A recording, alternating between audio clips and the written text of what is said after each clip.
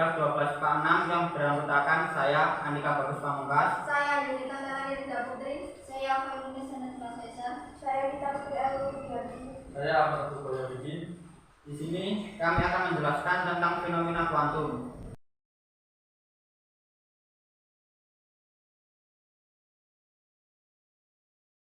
Ini saya akan menjelaskan tentang radiasi benda hitam. Radiasi benda hitam adalah salah satu jenis radiasi elektromagnetik termal yang terjadi di dalam atau di sekitar benda dalam keadaan keseimbangan termodinamika dengan lingkungannya atau saat ada proses pelepasan dari benda hitam. Hukum Stephen Boltzmann. Joseph Stephen and Louis Boltzmann menemukan bahwa laju energi radiasi dari benda memenuhi persamaan. Setiap benda memiliki kemampuan meradiasikan energi dalam bentuk gelombang elektromagnetik yang disebut dengan emisivitas. Nilai emisivitas berkisar dari 0 sampai 1. Permukaan yang sangat hitam memiliki emisivitas mendekati 1. Sebaliknya, permukaan yang sangat mengkilap memiliki emisivitas mendekati 0. Kemampuan menyerap energi sama dengan kemampuan untuk meradiasikan energi. Jadi, dapat dikatakan bahwa pemancar energi yang baik. Hukum pergeseran Wien. Wilhelm Wien mencoba menemukan hubungan empiris antara panjang gelombang radiasi yang dipancarkan benda hitam dari suhu benda. Wien menemukan bahwa yang pertama, pada suhu yang berbeda-beda, panjang gelombang radiasi pada saat intensitas maksimum bergeser ke panjang gelombang yang semakin kecil. Yang kedua, panjang gelombang radiasi saat intensitasnya maksimum berbanding terbalik dengan suhu mutlak benda. Secara matematis, pernyataan Wien dituliskan sebagai berikut. Rumusan Rayleigh dan Jennings.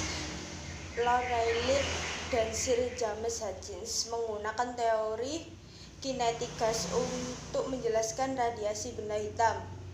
Menurut fisika klasik, mengenai ekuivalisi energi-energi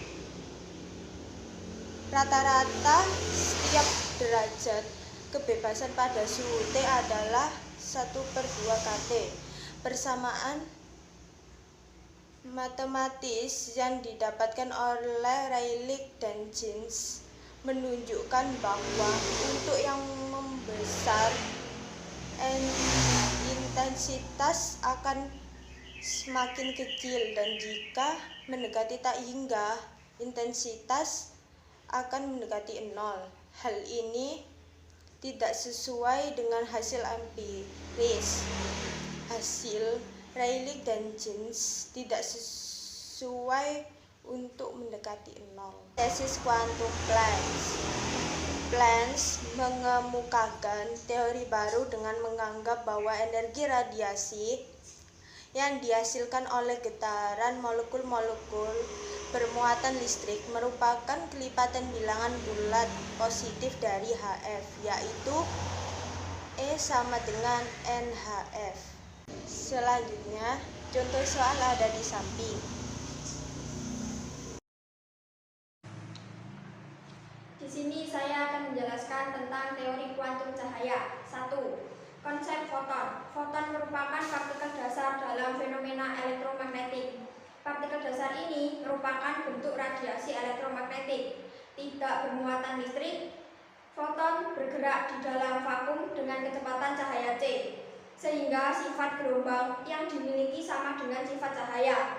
Selain mempunyai sifat sebagai gelombang, foton juga memiliki sifat sebagai partikel. Fenomena ini disebut sebagai dualisme gelombang partikel.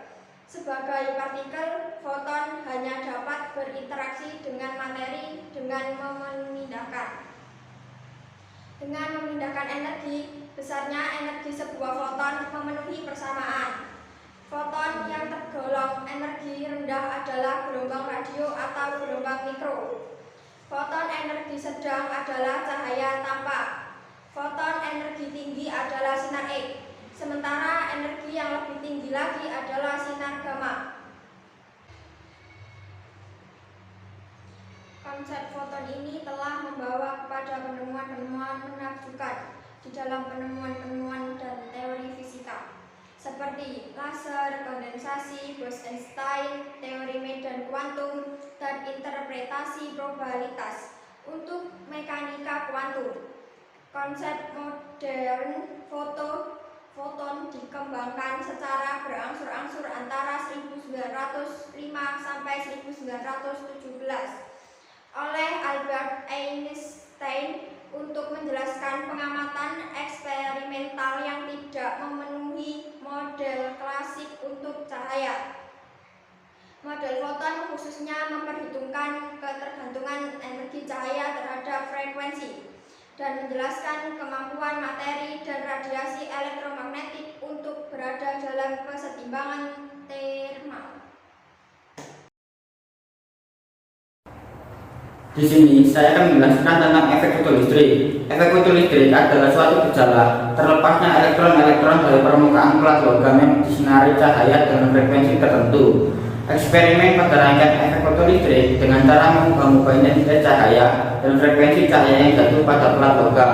Berikut ini hasil-hasil yang diperoleh. 1. Saat mengamati efek yang ditimbulkan oleh cahaya dengan frekuensi tertentu, perubahan intensitas cahaya mengakibatkan perubahan jumlah elektron yang keluar. Akan tetapi, energi kinetik yang dimiliki oleh elektron tidak mengalami perubahan, seperti gambar 9.3. 2. Energi kinetik elektron berbanding lurus dengan frekuensi gelombang cahaya, seperti gambar 9.4.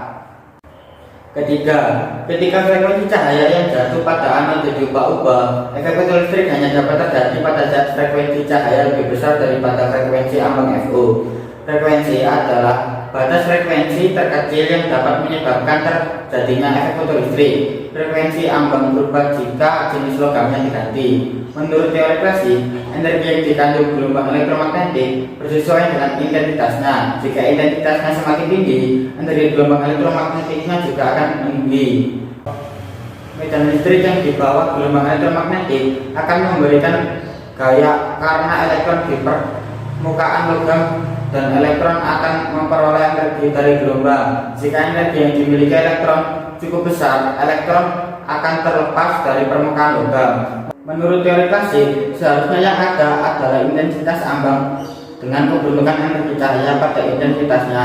Hubungan elektromagnetik sama sekali tidak dapat dijelaskan.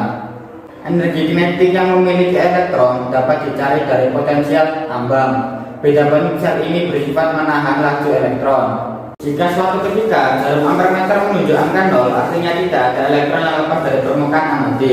Berarti besarnya energi potensial yang diberikan oleh sumber tegangan sama dengan energi kinetik yang dimiliki elektron. Nilai beda potensial pada saat itu disebut potensial penghenti.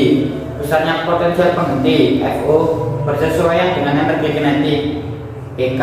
Elektron hubungan antara FO dan frekuensi cahaya F untuk bahan A dan bahan B.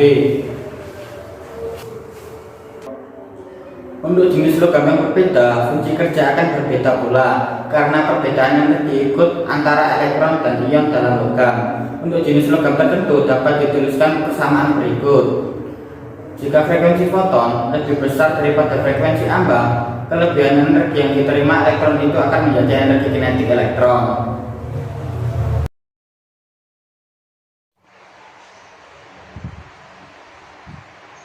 Di sini saya akan menjelaskan tentang proses pembentukan sinar X. Proses pembentukan sinar X merupakan proses kebalikannya, yakni aliran elektron yang menumbuk permukaan logam dapat menghasilkan foton-foton sinar X. Sinar X didapatkan ketika elektron-elektron bergerak dengan kecepatan tinggi yang diperoleh melalui beda potensial tinggi menumbuk suatu permukaan logam. Sinar X didapatkan ketika elektron-elektron bergerak dengan kecepatan tinggi yang diperoleh melalui beda potensial tinggi menumbuk suatu permukaan logam seperti gambar di samping. Tentunya tabung ini hanya dilengkapi dengan sumber tegangan listrik yang dapat menghasilkan tegangan tinggi. Bekas elektron dihasilkan oleh katode yang dipanaskan dengan filament di dalam ruang hampa. Bahan sasarannya berupa logam yang memiliki titik leleh tinggi yang berfungsi sebagai anode yang berpotensial tinggi antara 103 sampai 106 volt terhadap katode. Di sini saya akan mempresentasikan tentang efek komponen. Penelitian hamburan sinar X yang dilakukan oleh ahli fisika Amerika Serikat Arthur H. Compton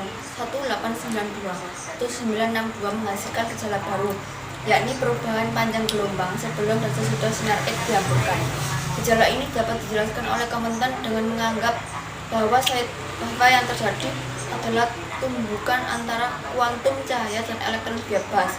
Jika foton membentuk elektron, sebagian energi foton akan memberikan kepada elektron sehingga elektron akan menjadi energi kinetik. Sementara itu, energi foton telah tumbukan akan berkurang. Peristiwa pertumbukan antara foton berupa sinar X dan elektron yang bebas. Pada gambar tersebut dilukiskan bahwa sinar X terhambur dengan cepat dan mengalami penurunan energi dari E menjadi E. Di pihak lain, elektron bergerak akan arah membentuk sudut dengan arah gerak foton sebelum tumbukan. Karena energi yang terlibat bernilai sangat tinggi serta kemungkinan besar kecepatan elektron setelah tumbukan pun sangat besar. Bersamaan, dinamika yang digunakan adalah dinamika relativistik, merupakan nilai yang konstan, yakni sebesar 2,43 kali 10 pangkat 12 N. Nilai ini seringkali disebut sebagai panjang gelombang Compton. Compton menggeser-geser detektor sesuai dengan sudut hamburan. Ia mengukur panjang gelombang untuk sudut yang bersesuaian. Compton menemukan adanya kesesuaian antara hasil percobaan dan apa yang diperkirakan pada persamaan di atas.